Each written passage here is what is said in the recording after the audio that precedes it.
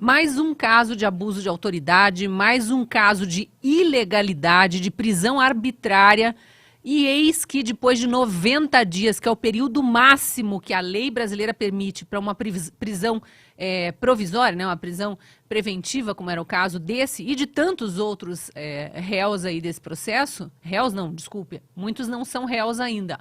Alguns estão sendo transformados em réus em lotes, mas muitos dos acusados desse processo estão cumprindo 3 meses de prisão preventiva sem individualização da conduta, sem tipificar a pena, tudo genérico, aquela coisa absurda, ainda mais quando parte de uma corte superior. E lembrando, nenhum desses é réu com foro privilegiado.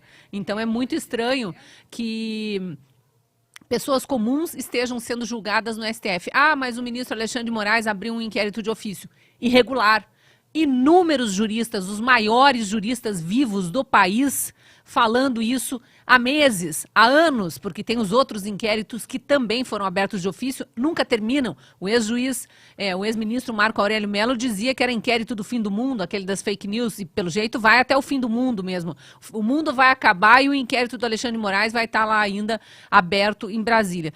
E o Bismarck, especificamente, agora, quando é solto, o que é divulgado ali da decisão de Alexandre de Moraes para soltar é que a Polícia Federal não encontrou provas ou indícios minimamente razoáveis para manter Bismarck na prisão. Precisaram de 90 dias para descobrir isso? Ou será que eles já sabiam antes mesmo da prisão e mantiveram como uma prisão política, que é exatamente o que a gente atribui a essas prisões todas, as 1.500 do QG de Brasília, o Bismarck, que foi preso depois, tem outros ativistas aqui do Paraná que estiveram nos acampamentos em frente aos QGs. Bismarck é de Itajaí, Santa Catarina, e esteve durante um bom tempo em Brasília, gravava vídeos de lá e tudo mais. A acusação, até onde eu consegui descobrir, conversando com conhecidos que tinham acesso à família dele, é que ele seria um dos financiadores. São aquelas narrativas do PT, né? Aí a Polícia Federal foi levantar qual era a fonte de sustento do Bismarck. Ele é um humorista que gravava vídeo junto com os outros 2 integrantes do grupo para o canal Hipócritas no YouTube.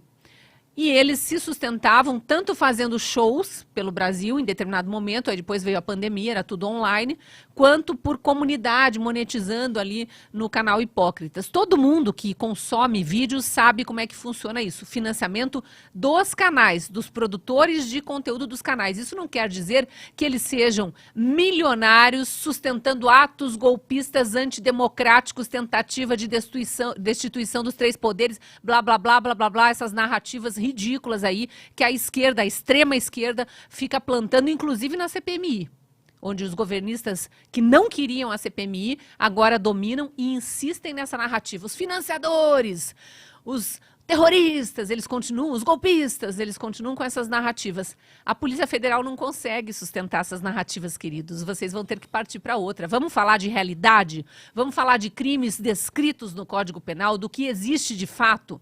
Vamos mostrar que ninguém dá golpe de Estado sem arma na mão? Que ninguém dá golpe de Estado invadindo um prédio vazio?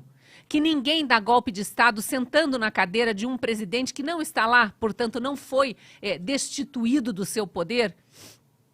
A narrativa continua, mas é mais um injustiçado. E detalhe, foi solto da cadeia, do regime fechado. Continua preso, igual aos outros, com tornozeleira, passaporte cassado, muitos direitos retidos, né? Não pode sair da cidade onde mora, tem que se apresentar para a juíza toda semana, ou seja, continua preso na depressão de qualquer injustiçado que não se conforma, não cometeu nenhum ato ilícito e é criminalizado quando tem no seu próprio país milhares de bandidos perigosíssimos, inclusive os do colarinho branco, cometendo seus crimes continuadamente em liberdade. Então, é tudo muito difícil. E as famílias também sofrendo muito. Eu entrevistei essa semana aqui para a Gazeta do Povo, está publicado já na minha coluna na Gazeta do Povo, a entrevista com a presidente da Associação dos Familiares e Vítimas de 8 de janeiro. Ela é filha de um dos presos, que continua preso lá em Brasília, 70 anos o pai dela. não cometeu crime algum, foi pego dentro do Palácio do Planalto, mas estava sozinho. E o relato dele é que ele entrou no palácio porque estava aberta a porta e ele queria se proteger das bombas que caíam de cima. Ainda teve isso. A polícia, a pouca polícia que apareceu, jogava bombas de cima para impedir que as pessoas se protegessem. Lembrando que a maior parte são pessoas já com idade um pouco avançada.